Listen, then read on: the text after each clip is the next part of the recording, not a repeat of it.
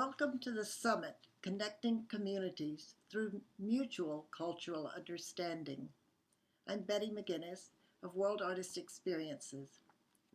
Over the weeks, we explored who are Marylanders, their origins, contributions, and history. And then we moved to connecting communities by developing mutual cultural understanding, beginning with self, and continue to effective communications in multicultural landscapes. Tonight's final session is sharing our voices using arts in cultural understanding. With great pleasure, I introduce to you tonight's moderator, Ms. Liz Shera, an ardent advocate for intercultural exchange, responsible for long and short-term strategic planning for international education.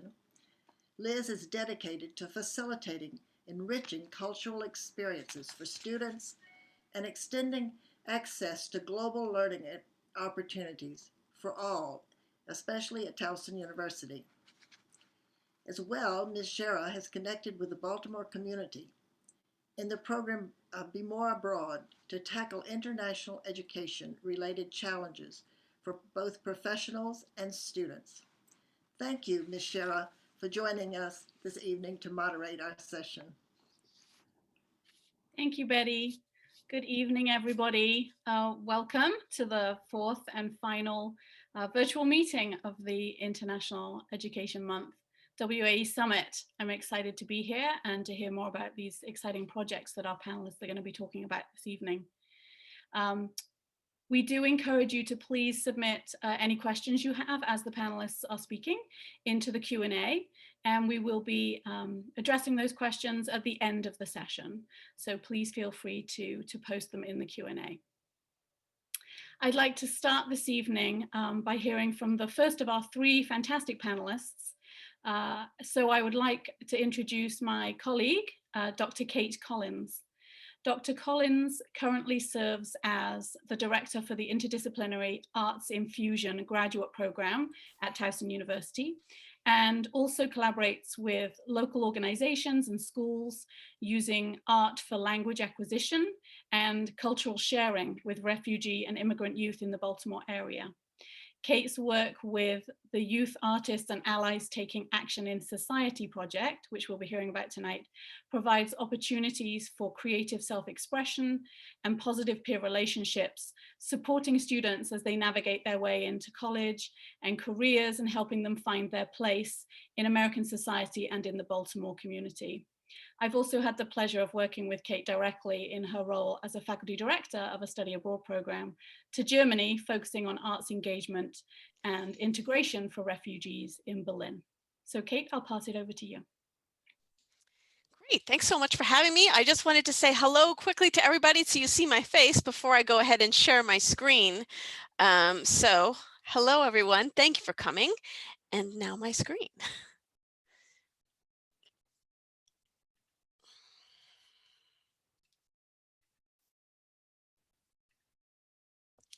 So good evening, and thank you all for joining us. Again, my name is Dr. Kate Collins, and I am very pleased to be part of this wonderful event with my two fantastic panelists.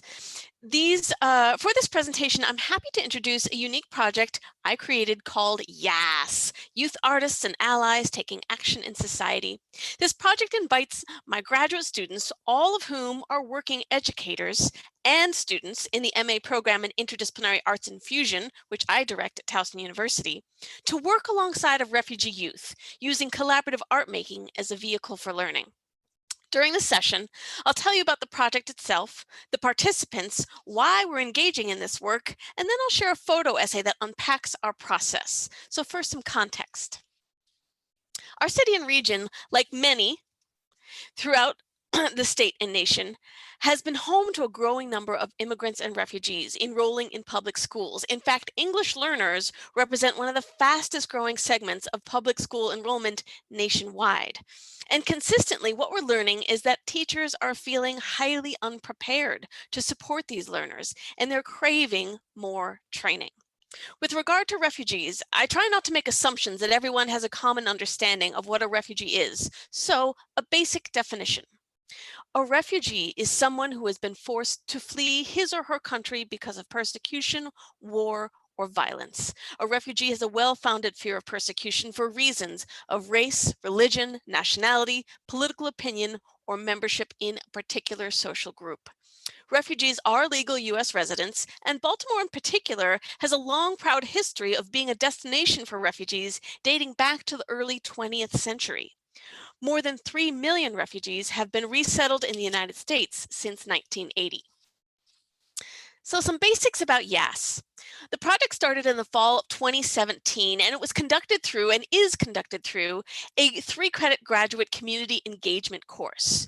It involves working teachers partnering with refugee high school students in an evening arts enrichment program. There's 8 weeks of classroom learning and preparations for graduate students that happens on campus, and then 8 weeks of working with the high school refugee youth at their school, which is Patterson High School in downtown Baltimore. There's also 2 all-day Saturdays of art making, one of which includes a campus public art event. A project is funded as a priority investment of an entity on campus at Towson University called the BTU, which supports community partnerships. In these photos, you see participants from all 3 years, both the graduate and the high school students. Since YAAAS began in 2017, we have worked with young people from Syria, Eritrea, Somalia, Sudan, Democratic Republic of Congo, Tanzania, and more. Our young partners typically speak at least 2 or 3 languages, with Arabic, Tigrinya, and Swahili being the most common so far. And of course, English is usually the newest. Length of time in the US varied quite a bit. It could be 2 months, it could be 2 years, it could be a little bit more. Some refugee students attended school all along. Some had highly interrupted schooling. Others never attended school at all prior to the United States. So there is tremendous range within the students who participate in our program. This slide reflects the heart of our work. The transformative nature of this project is truly the result of our unique design, which invites co-learning and co-creation between educators and young people. YAAAS specifically seeks to create space for educators and refugee youth to work side by side in a non-hierarchical setting. In this space, we use collaborative art making and dialogue to support reciprocal learning. While the grad students are largely working educators, they are not responsible, as one might expect, for planning and leading lessons. Instead, I act as the facilitator, and they largely get to be participants and mentors alongside of their high school student partners. This model allows for a much different window into the experiences, the lives, and questions of our young partners. When we remove that traditional student-teacher relationship, we create space for something quite different. For the refugee youth, in addition to English acquisition, we really focus on working against the social isolation that they often struggle with. YAAAS provides a safe place to meet and be amongst friends after school and be amongst caring adults who want to support them. The educators, on the other hand, have a rich opportunity to build their confidence and arm themselves with arts-based strategies and trauma-informed practices for supporting the learning and wellness of these English learners. And they massively expand their own global competency at the same time. While you might see some artworks in the background of these slides, I'm not going to share a lot of pictures of the beautiful art we made. Instead, I'll share images of our learning laboratory while we are making the art. The reason for that is because YAAAS is a socially engaged art project. Ultimately, collaboration, participation, dialogue, relationship, and community building are our priorities. Socially engaged art, or dialogic art as it's also called, is starkly different from artists focused on individual self-expression. Dialogic artists begin their work not with a desire to express or articulate an already formed creative vision, but rather to listen, so as to foster empathy and understanding. Like many socially engaged art projects, we concern ourselves most with the making of the art. Or put differently, we do make cool art, but the process and the journey are what we're really in it for. So, With those key understandings in mind, I'd like to now share a photo essay I've created to break down all the various steps and elements in our process. It's my hope that these images convey our beautiful story. First, we frame our project as an arts learning laboratory, and we are all here to be learners. We embrace a responsive approach and resist entering our partnerships with a predetermined plan, such as making a mural or a play. Instead, we remind ourselves that art that originates interactively in the world does not tend to stick to disciplinary boundaries. To that end, we prioritize relational exchange, playfulness, process, and interdisciplinarity with the arts, borrowing from theater, visual arts, movement, creative writing, and more. This allows us to be exceptionally flexible and responsive, tap into different ways of knowing, and identify and build upon the many strengths and funds of knowledge present in our group. Each week is filled with creative experiments. Working side by side as collaborators, all participants experience risk-taking, problem-solving, failure, and success together, allowing for authentic relationships grounded in shared experiences, presence, listening, and care. Through consistency with these priorities, we foster resilience, work against isolation, and cultivate a sense of belonging. We foster a safe, relaxed space by being predictable with our routines. Each week, we have a shared meal, and we always begin by standing in a circle for check-in, removing hierarchy between teachers and students as much as possible. Everyone is called by their first name. We encourage students to teach us to say their names correctly. We model ways they can ask us to slow down or repeat if we speak too quickly in their new language of English. We prioritize care. We call them partners whenever we greet them. As a facilitator, I smile a lot. I laugh a lot. I acknowledge my mistakes and limitations. I make sure the high school students know that while we hope to help them with their English, we hope to become better educators by learning alongside of them. For graduate students, I consistently emphasize relationship over control. From day one, we acknowledge student cultural assets and facility with multiple languages. Beyond showing that we value them, we work to sustain home languages. We welcome and thank students who translate and look out for their peers. Our first night always involves flipping the traditional student-teacher power dynamic, where high school students offer language lessons to grad students. After 3 years, it has become a treasured tradition that consistently brings joy and humor.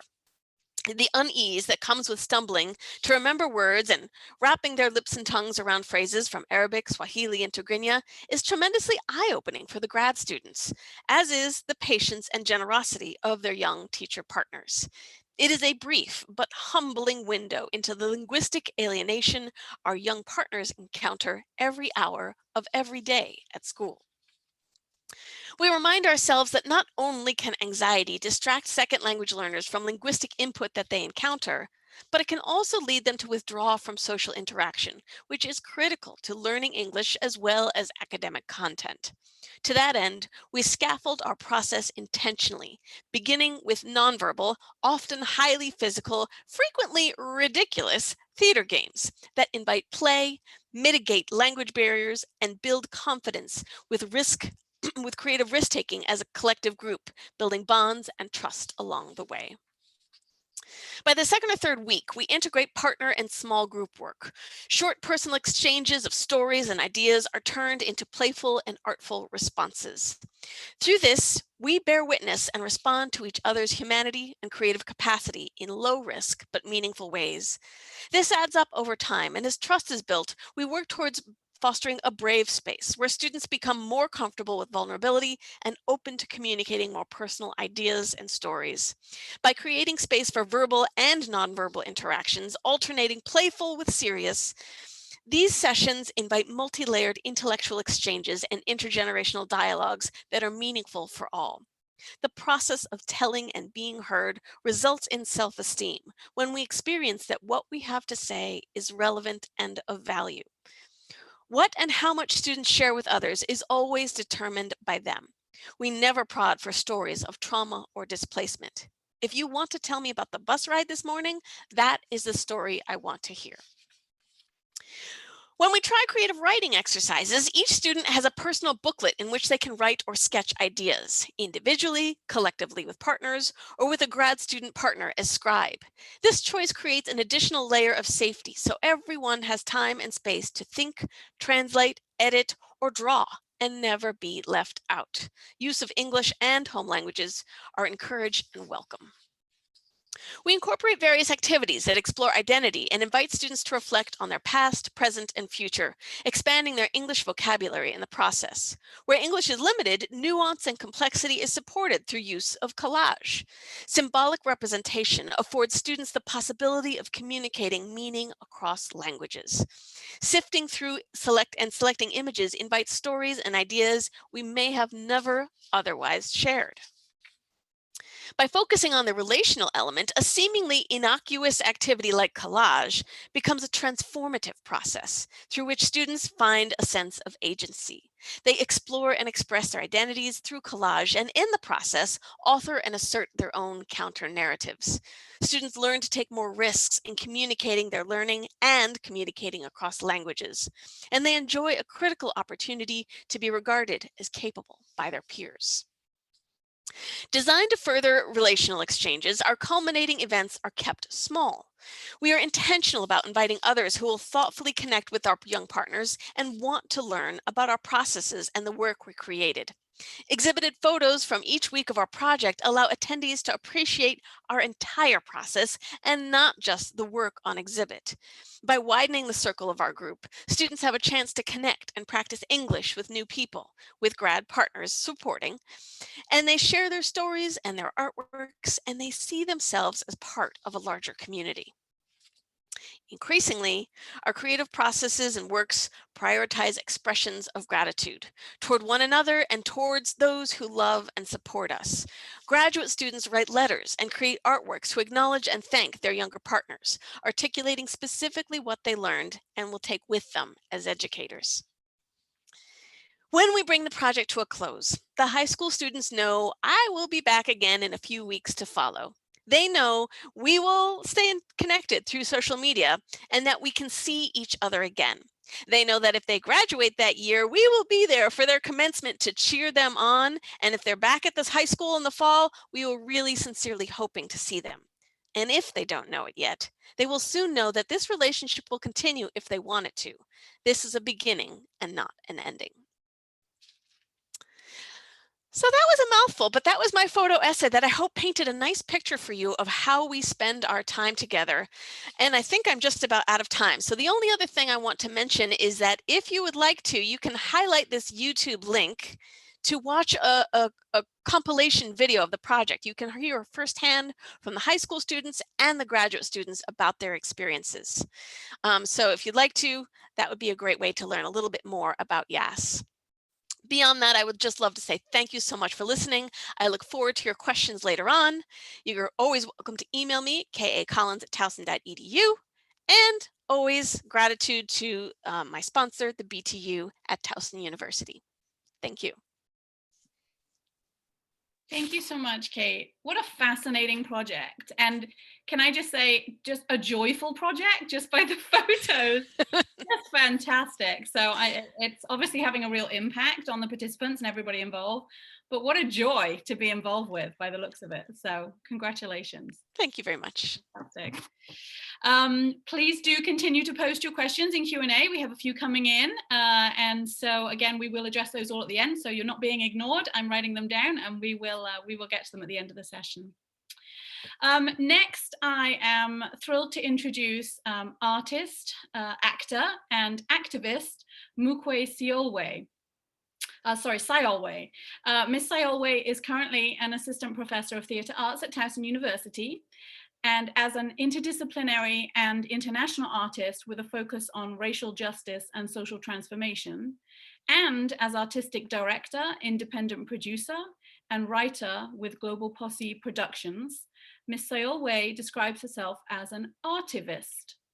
Using auto-ethnographic ritual drama, theatre of the oppressed, and emerging media, she creates intercultural dance, documentary films, stage plays, arts festivals, music, and new media.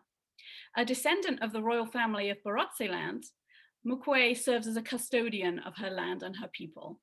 She writes her own blog, is a contributor to a Paris-based journal of Afro art and design, worked with Leonard Bernstein at the Barbican Centre in London, and performed alongside Lord Richard Attenborough in the Oscar-nominated motion picture Cry Freedom, to name a few. So Mukwe, we're pleased to have you with us, and I'll turn it over to you.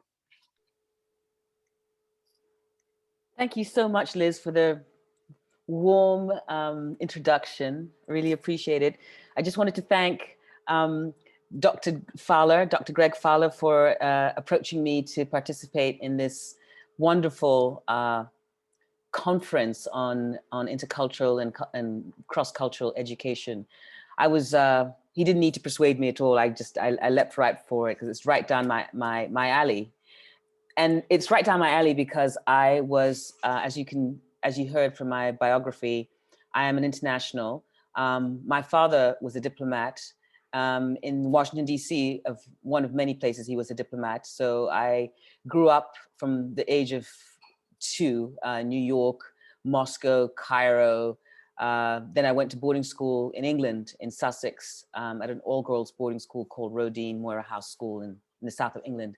So in that environment, I was always surrounded by international girls and international people. And I was always invited to other people's celebrations and rituals and ceremonies.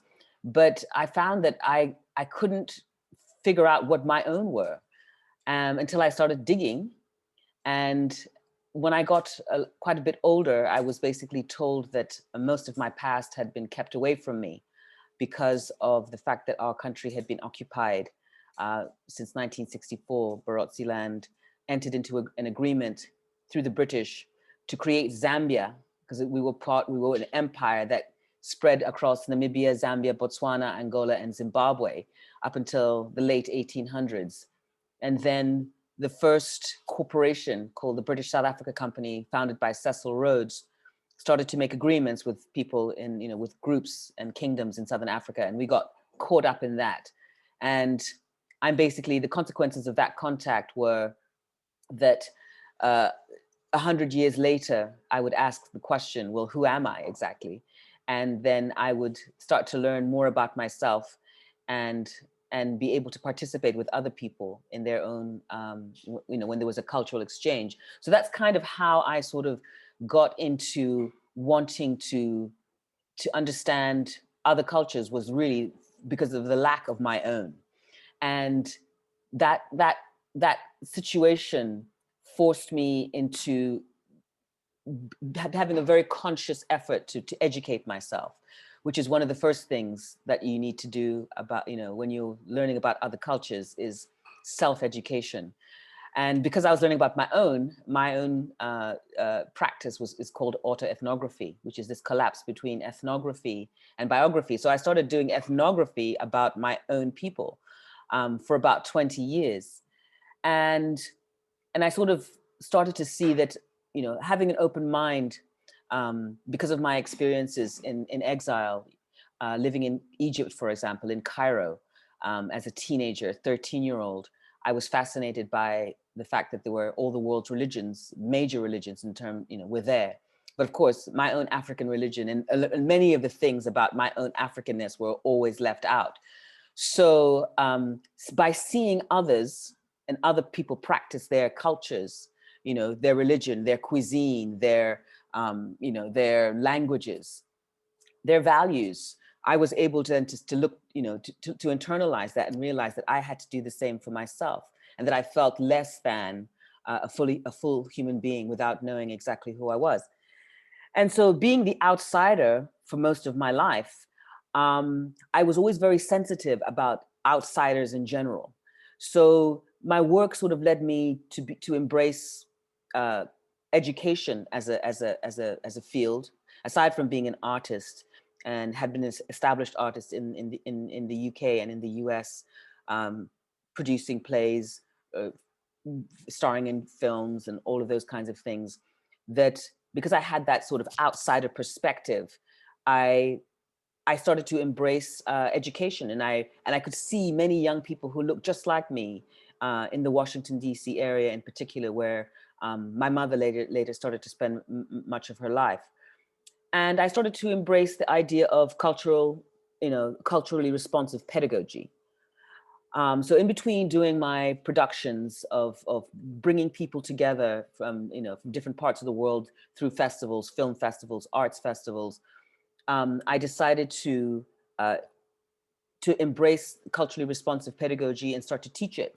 I first used to start teaching culturally responsive pedagogy at Duquesne University. I taught a course called Aesthetic Experiences in Early Childhood Education. And I realized that the best time to teach young people about culture and to sensitize them to different cultures and to sensitize them to themselves, in fact, is in preschool. And so I created a program with the Pittsburgh Public Schools that was funded by the Heinz Endowments with the Center for the Arts in Pittsburgh to create a curriculum that was culturally responsive to the communities, the rapidly increasing refugee communities that were also settling in the Pittsburgh and the Pennsylvania area.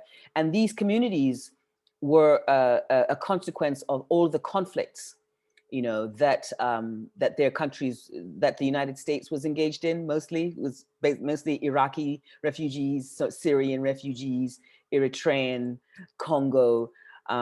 So I could see that there was this pattern of these young people being displaced. Oftentimes, when I had time to talk to them, they always had this nostalgia for home. And many of them arrived in the United States very young. So I could relate to them completely because I had a similar kind of story. Mine might have been more glamorous, but at the end of the day, I was still a displaced person, a person who really didn't have enough of her own identity to see, to look, I couldn't see it. I couldn't see myself. The curriculum that I was being taught, I didn't appear at all. Africa wasn't even included in the curriculum that I followed in the UK. So I came out of it, I came out of my own education feeling woefully undereducated. So I, decided to pursue this culturally responsive arts education, which really focuses on the individual child. It's this research-based education that my colleague was talking about, where you have meaningful connections are made between the students and you as the educator. When as the educator, you try to help students access their own culture as a point of departure for across the curriculum, across the curriculum. So I was able to develop these culturally responsive arts education across content areas in the Pittsburgh Public Schools for 20 years, and was able to have one of the longest running arts and education infused programs that the Pittsburgh Public Schools had ever had, which was very successful. So to cut a long story short, that's a little bit about my background. In that process of wanting to know who I was, I started to dig deeper. I found an archive of photographs of my family from the 1880s, hundreds of photographs taken by a French missionary called François Colliard of the Paris Mission Society. And as part of my research, autoethnographic research, remember I wanted to understand more about myself, I started to want to be the ideal reader of these photographs, to understand who were the participants, what was in the frame, what was the story about. And 20 years later, I got a very full picture of my culture. I went back to school to learn my native language, in the linguistics department at University of Virginia, volunteering myself as a field research methods specialist in my own language, Silozi, which is like Sesotho, South African language. And basically, I had to create interventions for myself.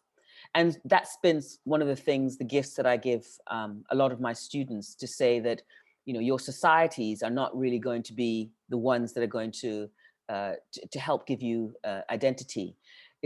Identity and identity formation is an ongoing process of continuous exploration of others first, because once you have a curiosity for others and you hear their stories and you see the way that they live, you suddenly have a deeper respect for your own.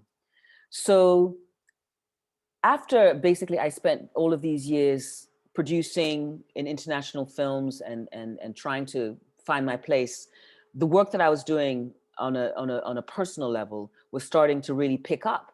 And suddenly I found that I became the national historian in a certain kind of way, that I held the archive. I had identified where all of our history was, all of the history that was hidden of the Barotse people. And then I was voted to be the chairwoman, the first chairwoman of the Barotse National Freedom Alliance. Basically, I now represent over 5 million people on the international stage, discussing self-determination issues with other countries, other groups, marginalized groups from all over the world, with under the Unrepresented Nations and Peoples Organization that's based in Brussels.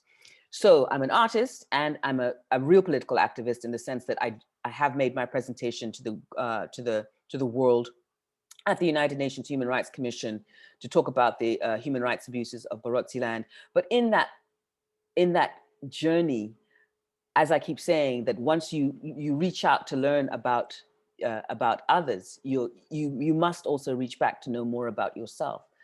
So the UNPO has been an opportunity for me to connect on the highest level with groups and leaders from Catalonia, from Balochistan, from sorry, I have a little moment here, from Indonesia, different groups that have been marginalized in Indonesia, Balochistan, Banda Aceh, Western Papua, to name a few. I mean, and there are many. And so I have now this alternative map of the world in my head, that was basically erased at the onset of corporations taking over people's fiscal economies. So when you talk about interculturalism and when we talk about understanding cultures, you have to put yourself in it. There is a point in this juncture where learning about others, and another panel has covered this, you end up learning about yourself.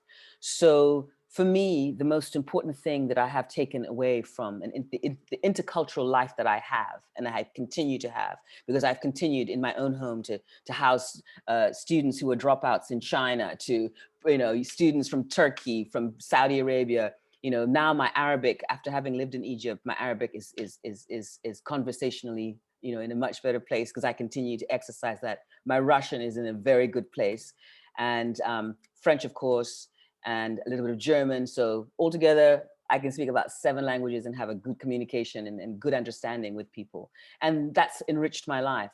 So it's come with, I've had to share, I've had to be open-minded, I've had to be curious, I've had to be respectful of people's rituals. And I've often been brought in through, from different organizations. Like, I'll give you an example, like this, before the COVID happened, I was invited by a group from Pittsburgh who said, we've got problems. We've got all these young girls from, refugee girls from Africa, and we have to have somebody that really understands who they are, because we can't, right now, we can't get to them. They were acting out in very destructive ways with each other. And because I had spent, much of my life in East Africa and in North Africa, and of course in Southern Africa, where I'm from, and knew their languages, I have a basic understanding of Kiswahili and my understanding of Arabic, and my cultural competency in being somebody who is a practicer of practices Islam, made it very easy for us to connect very quickly, and I was able to accomplish that particular thing very, easily. So that's just one little example. I'm going to show you a short film of the lengths in which I've taken my interculturalism, where I felt that for me to understand my own, I wanted to see another example of a ritual practice related to ancestors. I had seen this photograph of my great-great-grandfather, King Liwanika of Barotse land, from 1888 until he died in 1916. And I wanted to be able to celebrate his centenary of his death. And I happened to be living in Mexico at that time. And because I have some family in Mexico, I have a niece, one of my brothers had a child with a woman from the Yucatan, and I came to visit.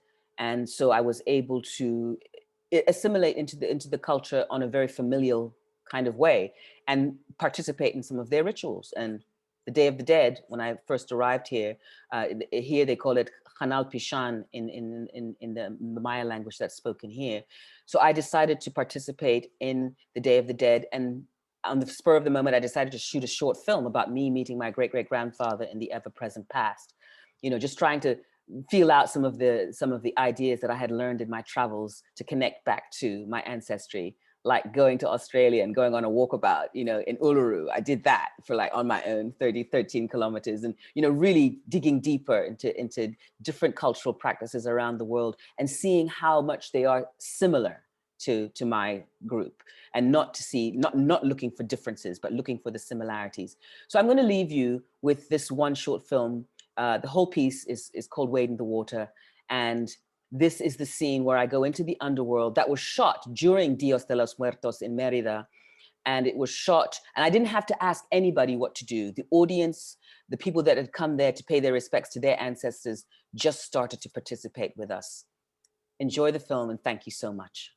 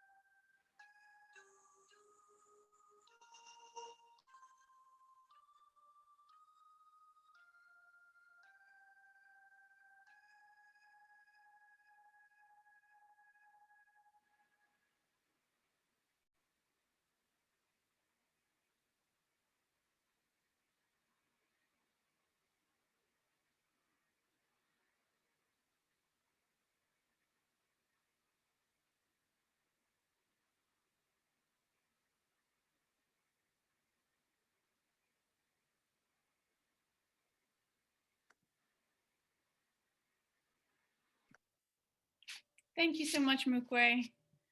What a fantastic film. Thank you for sharing that short film with us. You know, as an international educator, it's been a particularly challenging year for me and all my staff. And to hear such, you know, an uplifting story of your self-discovery and how you know, we learn as much about ourselves, if not more, than we do about others when we have these kinds of cultural engagements. It just touches my heart. So thank you so much for sharing your personal story and your film as well. So last but certainly not least, I would like to introduce our third panelist, Miss Yesenia Mejia.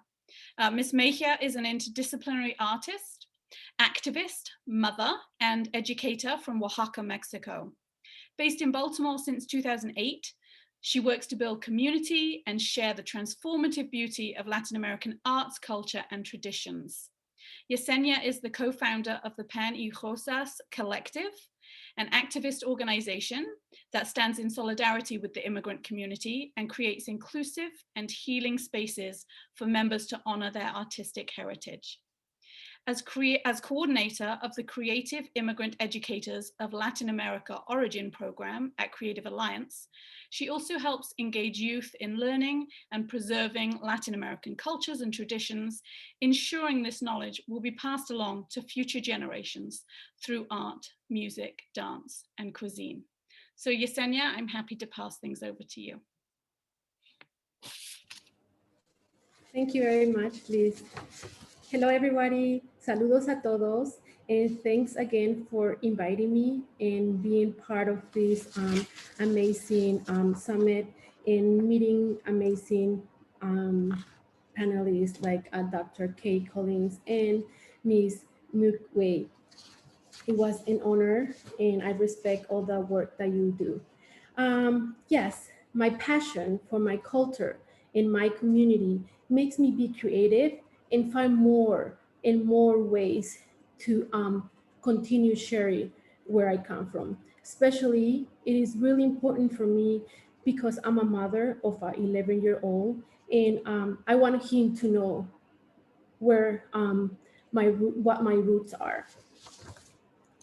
And of course, to future generations, so they can see where they come. I have moved for more than 30 times in my life. So I have not had that opportunity to connect to my own country. Yes, I was born in Oaxaca, but there's so much that we love to learn from it. And it's never late. And this is what I'm doing. And I share it with honor and respect as well. I would like to share a PowerPoint presentation that talks about the work that I do at Creative Alliance. Creative Alliance is a nonprofit organization that builds community by bringing together artists and audiences from different backgrounds to experience spectacular art and education programs and engage in the creative process. And also, English is my second language, so I'm trying my best. Here we go with that presentation.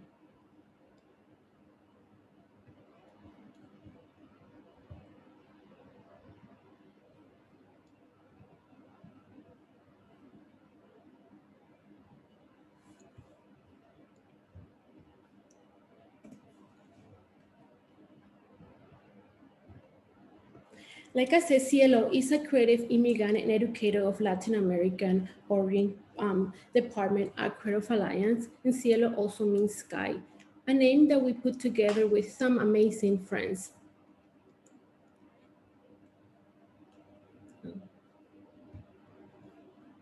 Our mission of Cielo, and like you said, is also to keep focusing and preserving our Latin American traditions and cultures and passing knowledge along to future generations. Of course, through art, music, dance, and cuisine. Cielo explores these traditions through artist exchange, workshops, we do markets, classes, exhibitions, and many other things that also had been affected because of COVID. Programs under Cielo. We have Tianquistli, which we had for our first time this past June, and we did it with all the precautions and social distances. It's a place where we can meet artists. We have Artesanas, Artesanitos, Jóvenes en Acción, and Nicandi.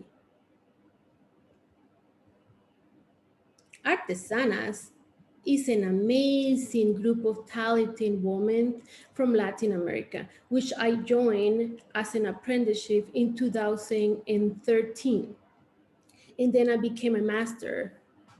And Artesanas are 18 master teachers, educators, mothers, and yeah, amazing women that share their traditions in pieces of art. I will show you some examples.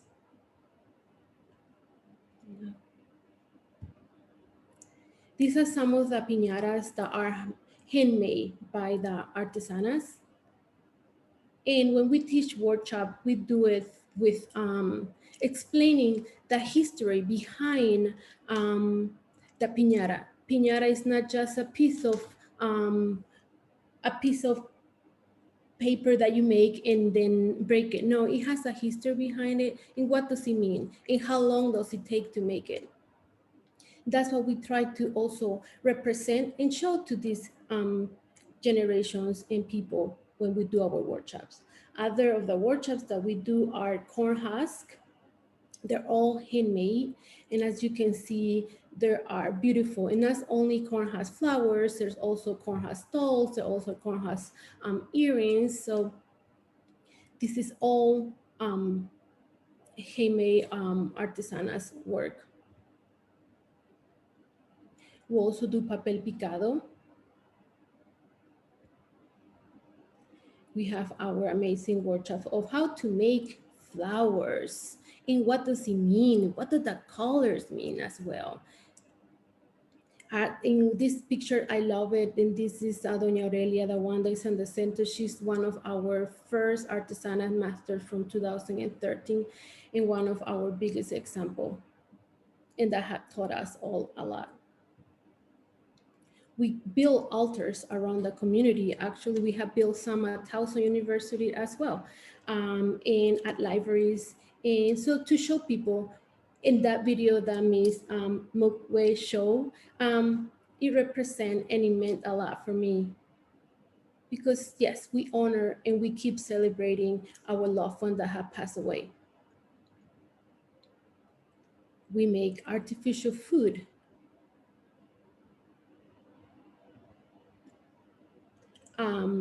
Alebrijes mask. And when I see, like I put credit, it's because some of the artisana have the ones that being initiating these workshops. In 2018, 2019, we ran Artesanitos program. This program were talented kids, artesanas and grandkids that did a whole apprenticeship program for a whole year, and they learned these traditions, and they did their first workshop as well. They graduated, they show a whole representation of what does a piñata means and what it is and how to make a piñata. So you can always ask artesanitos to do a workshop and to teach other kids. It is really fun and they learn a lot, and I learn a lot from them too. And Artesanas were the main teachers teaching these amazing kids. These are some pictures of the graduation and how happy they were, you know, to keep honoring where their mothers come from, even though that they don't have the opportunity to go with them, or they haven't had the opportunity to even go to Mexico. They've been learning it, how seeing us and also us teaching them. This was our youngest one. He was 7 years old and so excited.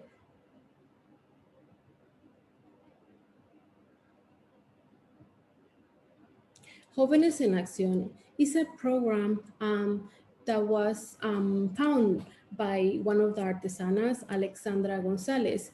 She is an amazing artist that now she had decided to create and open her own space to build up her own opportunity, her own business. This is an group Youth in Action, a group where they learn in how to dance Mexican folklore music, and they perform in different places, but fortunately we haven't able to done it because of the pandemic. These are some pictures on our a festival that we had. They learned, they were also supporting the homeless. They would make sandwiches and bring it to them, to the streets.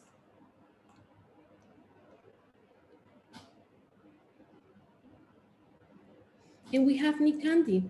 Nikandi means sun in Tacuate. That's a language that my grandfather used to speak. And this is a program that I created in 2020. We started, but we haven't been able to finish, unfortunately, because we started in February and pandemic started in March. So the focus of this was for kids to keep learning and also to represent Latin American folk music.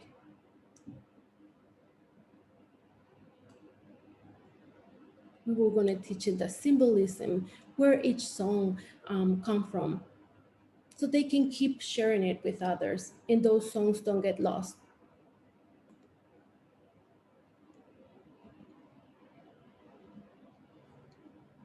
So pictures when we were in class. Tianquistli. So Tianquistli is a Nahuatl word that means outside market. And the focus of this market is to keep and have opportunity for Latin American artists to keep showing their art, to make some income, and to keep sharing what they do. And this amazing idea was from another of our artesanas that have decided to create their own business, is Alejandra Martinez. Our first Quizly, we had a good audience and a good response, and we're gonna be having 3 more starting in April. So we invite everybody to come and support local Latin American artists and musicians and food vendors. As you can see, and they were artists from different places of Latin America. Some events that we run during the year are Special Day with Mama, an event where, as a Mexican, and as I remember when I was a kid and I was in school, we used to do dances, poetry, and now it's a national day in Mexico. They even closed the schools. That's how much moms means for us. And that's why we wanted to also share it in the same, and try to represent it the same way and honor them, you know, for all the hard work that they do. And kids dancing, teens also dancing, songs with some workshop, food, to keep celebrating their day.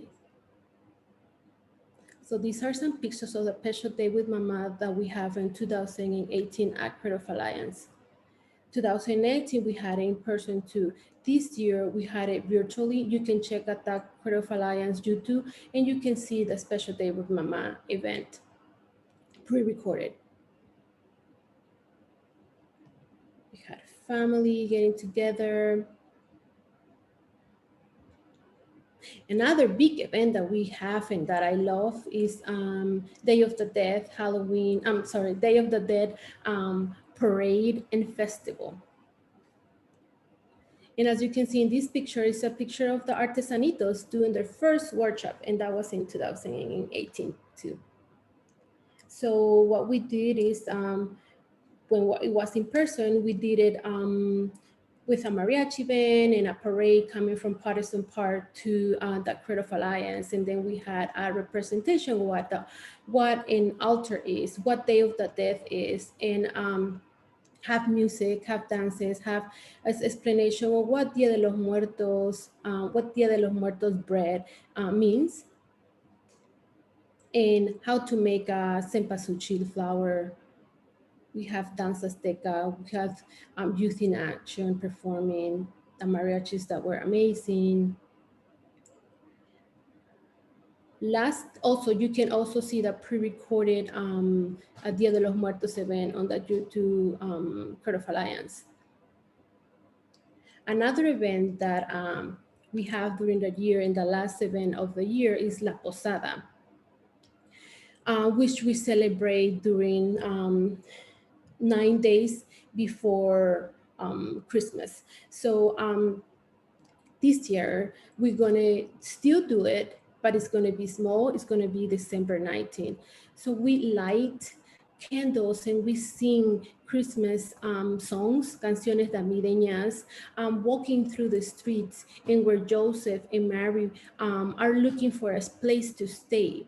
We knock on doors, and in these cases on businesses, local businesses that give us the opportunity to knock on the doors, and then the representation is that they reject us, and then we continue to another place until we get to the place where somebody opens the door for us. And then we have a big celebration, and kids from the catecismo, kids from church, they do like a representation of what it is, and we break piñatas. We have food, and especially food donated from the community, because this is something that it brings us back home, and it brings us together. Artesanas are a big part of this, because they make the piñatas, they cook, and you see Doña Rosa, Laura, like sharing in the happiness of sharing and opening our hearts to others.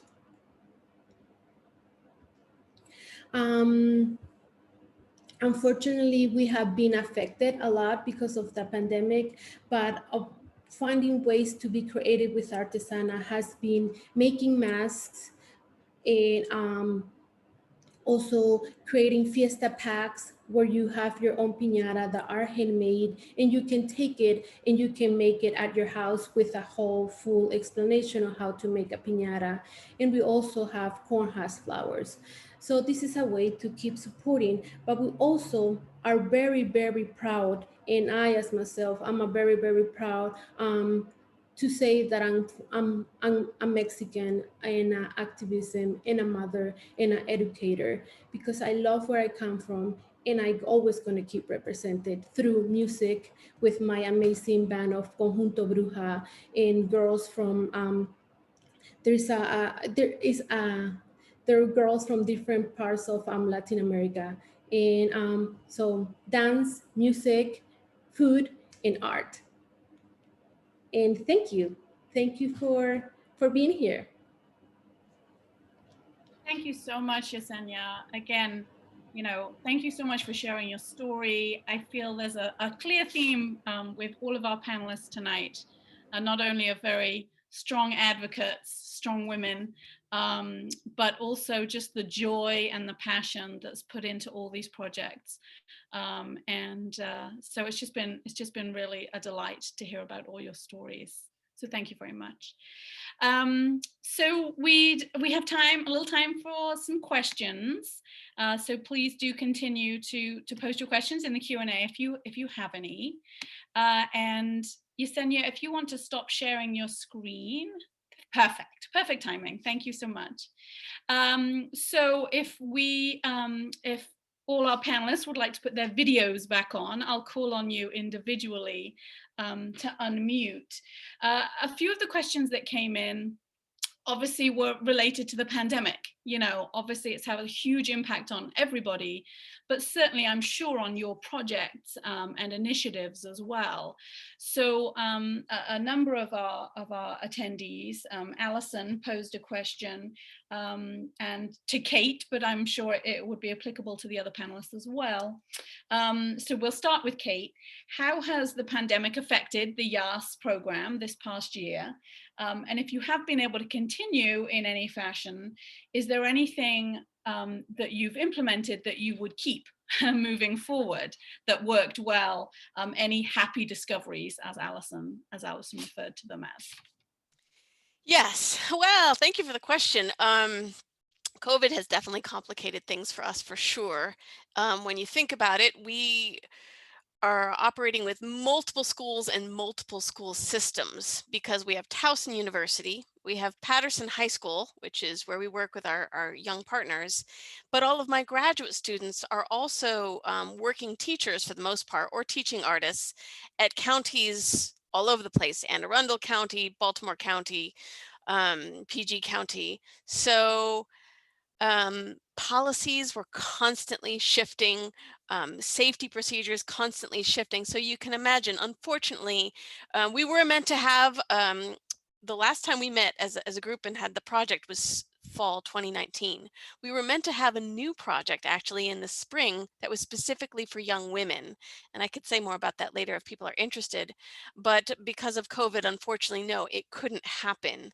One of the things, though, that's interesting is that of the young people we worked with last fall, a huge majority of them graduated. And so we've actually been working really hard where we can to figure out how we can support them, because you can imagine these are young people for whom English is not their first language, nor their parents.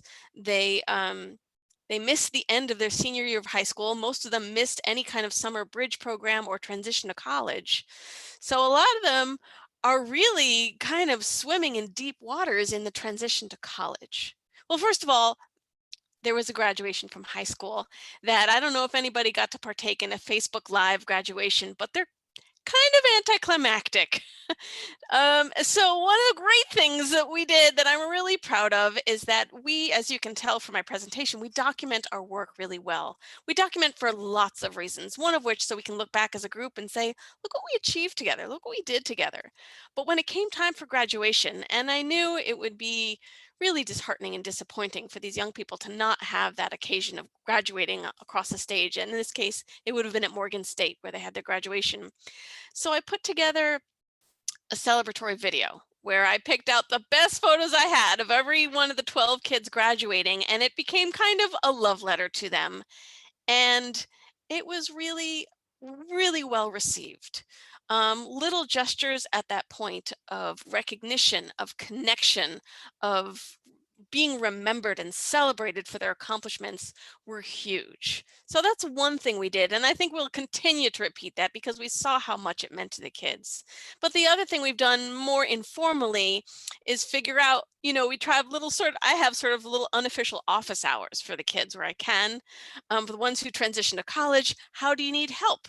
Do you know how to find help at your college? Are you talking to your counselor? Are you talking to your advisor?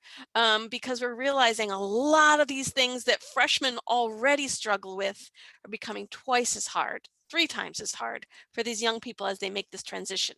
So we're finding all kinds of creative ways to stay in touch, to support, because I realize also for refugee students that transition out of high school is sort of a precarious one because they don't necessarily all have, if they don't go to college for one thing, but there's sort of a gap there where there's not a lot of support available. And that's where I think we can play a meaningful role in helping them make a smoother transition and just being there for them to support and answer questions.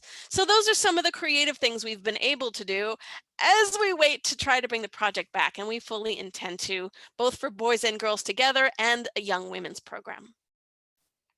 Thank you, Kate. I know it's challenging for everybody. It really is, and heartbreaking in many cases, you know, because we really want to bring these folks together. Yesenia, I know in your presentation you spoke about, you know, obviously how it's impacted your activities. How have you been able to stay connected with some of the members of the community? We usually do meetings through Zoom. And if we have like Tianquisli, that was an outside event, we communicate and just a few of us who go. Like we're 18, so just like 2 or 3. So we coordinate who participates in each event. But we stay connected, especially when we did special day with Mama event that we did pre-recorded videos, someone doing like a workshop, somebody doing a dance performance, and somebody talking about the meaning. So we still have that communication. Like I said, in the other programs, it has been affected, like Nikandi, like the folklore music program, and Jóvenes en Acción. Unfortunately, those ones we have been able to do it because it's more with, we manage and we are interacting with more kids. And so that has been a little bit challenge for us. Thank you. Yeah, I feel as though in some ways, you know, as we're recording sessions and activities and events, in some ways we're potentially reaching more people because we can, you know, it doesn't have to be synchronous in that way. So, you know, there's little perks, but it certainly does present challenges for sure. So one question to all of you, and Mukwe, perhaps you can jump in and let us know what you're working on right now. But, you know, what's next for all of you? Because you're obviously go-getters. So I'm sure you're already thinking ahead to what's next. So Mukwe, would you like to start?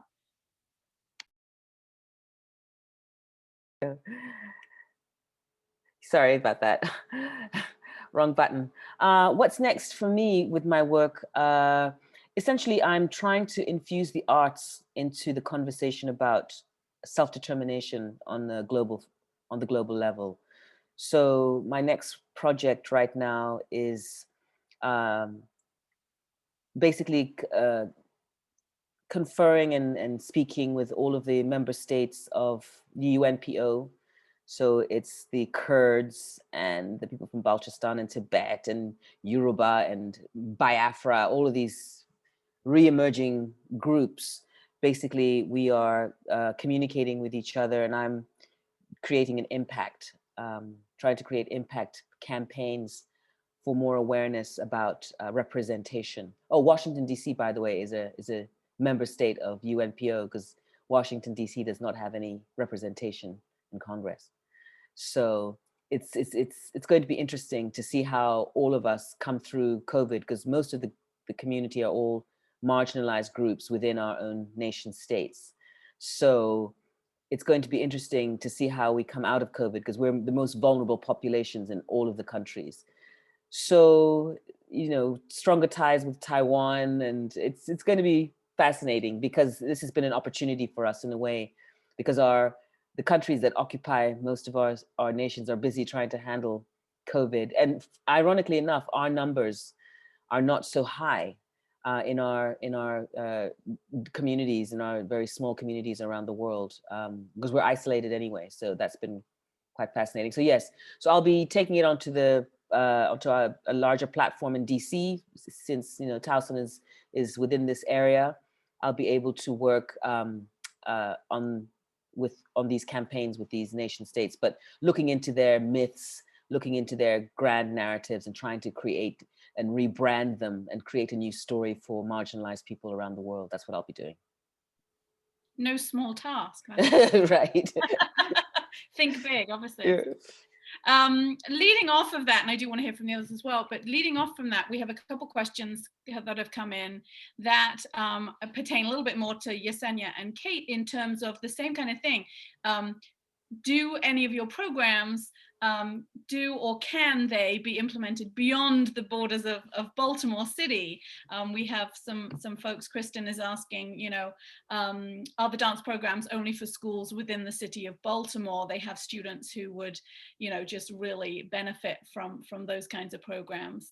And for Kate also, you know, is there any plan to extend beyond sort of the current you know, location at Patterson Patterson High?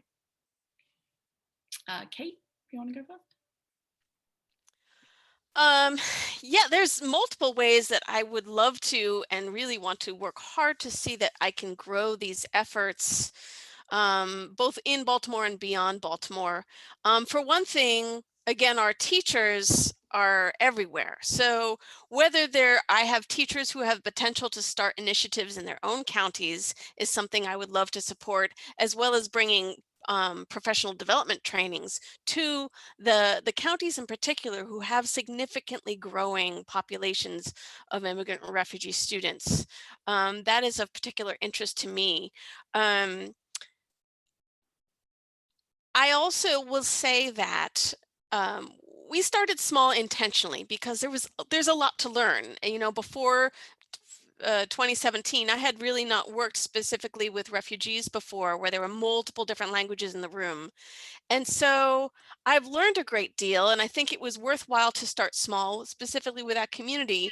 But I also recognize that the immigrant community, who are not refugees, have many of the same needs, many of the same concerns, and I would love to start including those young people and helping to build bridges between the various young people, let's say at Patterson High School or some of the really diverse high schools who have growing immigrant and refugee populations. So in Baltimore, in Maryland, those are some interests on my part. But I want to be really aspirational. There are other countries that are doing, you know, United States right now has a very, very painfully small number of refugees being admitted into the country. It's been radically reduced with our current administration. There are countries like Germany, which is why we had our study abroad in Germany, who admitted about just over 1 million refugees between 2016 and 2018. Canada is set up to do this very same thing in this next 3 years, to admit about 1.2 million refugees. So my question for myself is, how can I take this model and be of service to other countries where schools are going to be in desperate need of tools for supporting these learners, and how can the arts be playing a vital role? The arts teachers in particular, how can arts teachers be trained to be support networks within their school, leaders within their schools in supporting the integration of these young people coming in? So those are dreams of mine moving forward. So I think there's lots of different ways that this work can grow. I'm sure you'll have folks reaching out to you to collaborate and see if you can expand. I hope so. There's no doubt, no doubt. And Yesenia, the same to you. Yeah, so one of the things that we were already doing is that we wanted to like expand it outside Baltimore, just the Highland Town area, because when they were in person, students would come there. So now that it's virtual, and if we have the opportunity and we can collaborate with other organizations or other schools, or we will certainly do it. We have amazing Artesanas and talented that will we willing to teach these programs in other schools, and especially because we want to keep sharing it, right? And we want to keep honoring. And yes, so we're more than open to collaborate. Thank you, Yesenia. So sadly, we are almost out of time. We didn't get to every question, but hopefully we hit most of the ones that came in. I'm sure our panelists would be happy to respond to any inquiries if you contact them directly.